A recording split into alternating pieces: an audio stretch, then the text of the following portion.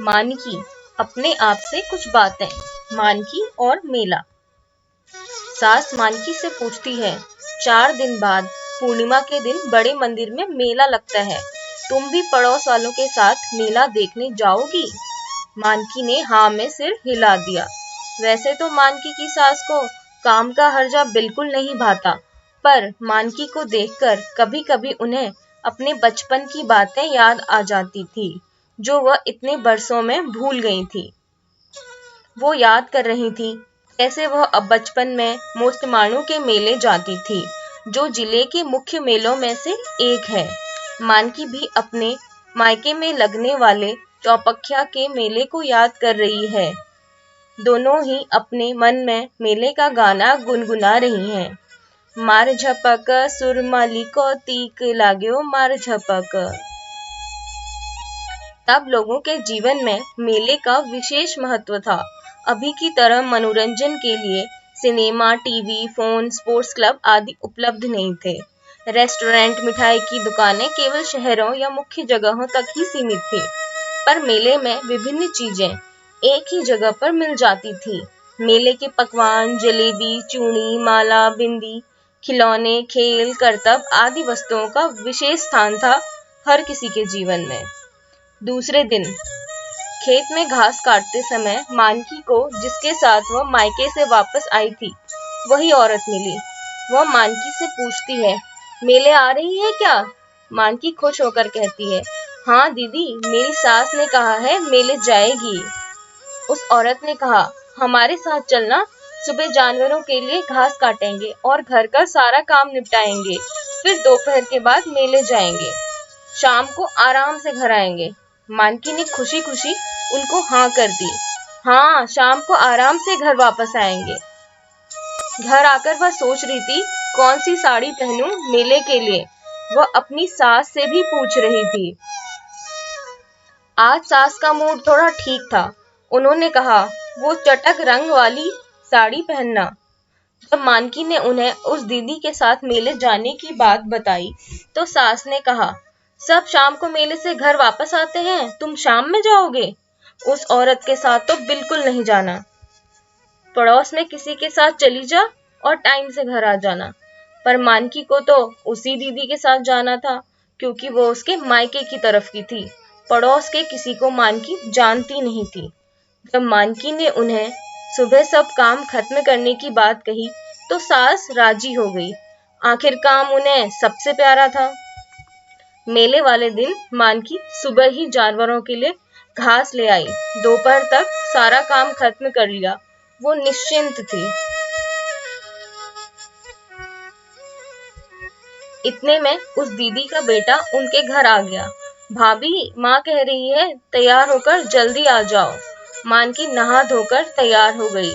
सास ने उसे 10 रुपए दिए और वह उस दीदी के गांव की ओर चल पड़ी। गांव में सन्नाटा पसरा है, सारे दरवाजे बंद हैं, ताला लगा है। मेले वाले दिन यही होता था। एक बूढ़ी आमा बाहर आंगन में धूप सेक रही थी और घरों की रखवाली भी। मानकी ने दीदी के घर का दरवाजा खटखटाया, जो कि अंदर से बंद था, पर कोई उत्तर नहीं। फिर खटखटाया, कई बार खटखटाया, कोई उत्तर नहीं। मानकी का दिल बैठने लगा। कहाँ गई ये दीदी? कहीं चली तो नहीं गई? कुछ देर बाद बूढ़ी आमा ने कहा, अंदर ही है, कुंडी लगाकर सो गई है। मानकी ने कहा, उन्होंने कहा था मेले जाएंगे साथ में। बूढ़ी आमा ने कहा, तू कितना भी खटखटा ले, नहीं खोलने वाली अब वो। कोई नई बात नहीं है, यही स्वभाव है इसका, ऐसा ही करती है ये। अब क्या करे मानकी, कितनी खुश थी वो। सास ने सही कहा था, पड़ोस वालों के साथ चली जा, पर उसी का मन था दीदी के साथ जाने का। मानकी को दुखी देखकर और छोटी जान, बूढ़ी आमा ने पूछा, तुझे मेले जाना है? मानकी ने भले गले से कहा, हाँ, पर मुझे रास्ता नहीं पता। आमा ने कहा, तू यहाँ से सीधे सामने दिख रही पहाड़ी पर जा, वहां से मेला दिखाई देगा, वहां से पूछते हुए चले जाना। पहाड़ी पर पहुंचने तक मैं तुझे देखती रहूंगी। मानकी जल्दी जल्दी चलकर पहाड़ी पर पहुंच गई। सभी लोग मेले से वापस आ रहे थे और वह मेले जा रही थी। उसे अजीब लग रहा था। वो मेले का रास्ता पूछ रही थी तो लोग अचरज से कह रहे थे, तुम अभी जा रही हो मेले? मानकी को अब शर्म आ रही थी। वो वापस घर लौटने को मुड़ ही रही थी कि उसे तिमली और खिमली दिखाई दे। वो मेले से वापस आ रही थी। मानकी उन्हें देखकर खुशी से उछल पड़ी और उन्हें वापस अपने साथ मेले चलने को कहती है।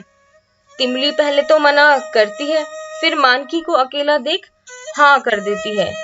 खिमली उस दिन भी मानकी को सुनाने में पीछे नहीं रहती और कहती है, ये कोई टाइम है मेले जाने का? काम में ही लगी होगी तो टाइम का पता ही नहीं चला होगा। बस काम ही करते रहना आप। मानकी ने कुछ नहीं कहा। तिमली और वो मेले पहुंचते हैं। मेला लगभग खत्म हो रहा था। कुछ ही दुकानें बची थी। पकवान, मिठाइयाँ सब खत्म हो गए थे। मानकी के बाजू हमेशा उनके लिए मेले वाले दिन खूब सारी परात भरकर जलेबी खरीदते थे। मानकी भी यह सब याद कर 2 रुपए की थोड़ी सी जलेबी खरीदी। सास ने पूछा, बड़ी जल्दी आ गई, कौन कौन गए थे? मानकी ने सारी बात उन्हें बताई। फिर तिमली खुमली उसे मिले। सास को बहुत गुस्सा आया। उसने 2 बार मेरी बहू को धोखा दिया है। अब कभी नहीं भेजूंगी उसके साथ। अब मुझे मिलेगी तो उसे सबक सिखाऊंगी। मानकी सास को आगे कहती है। तिमली बता रही थी उसकी शादी तय हो गई है। लड़का 30 साल का है। अपनी दुकान है गांव में। उसकी पहली पत्नी पेड़ से गिरकर मर गई थी। 3 छोटे बच्चे हैं। तिमली बहुत खुश लग रही थी। उसने मेले से लाल और हरी चूड़ियां भी खरीदी थी। उसने दिखाई मुझे। सास कहती है, बेचारों के पास कोई कमाई नहीं है, तभी 3 बच्चों वालों से कर रही है शादी, नहीं तो कौन करता। चलो, दुकान है, खाने पीने पहनने की कमी नहीं होगी। मानकी आश्चर्य से सास को देखने लगी और मन ही मन सोच रही थी, अच्छा तो है पहले से 3 बच्चे हैं। उसे वहां मेरी तरह अकेला तो महसूस नहीं होगा। कितना मजा आएगा ना। काश मेरे साथ खेलने के लिए भी यहाँ पहले से बच्चे होते। अगली बार जब वह औरत मानकी की सास को मिली, सास ने उसे डांटना चाहा, लेकिन कोई फायदा नहीं। उसने पेट दर्द का बहाना बना लिया। वह औरत जानबूझकर यह सब करती थी, यह स्वभाववश हो जाता था, इसका तो पता नहीं। भले ही घटनाएं और समय भिन्न हों, लेकिन आज भी हमारे कार्य क्षेत्र, जान पहचान और परिवेश में उस औरत की ही तरह स्वभाव रखने वाले व्यक्तियों से भेंट हो ही जाती है। Thank you for watching. मानकी के बारे में और भी जानने के लिए लाइक, शेयर और सब्सक्राइब करना न भूलें।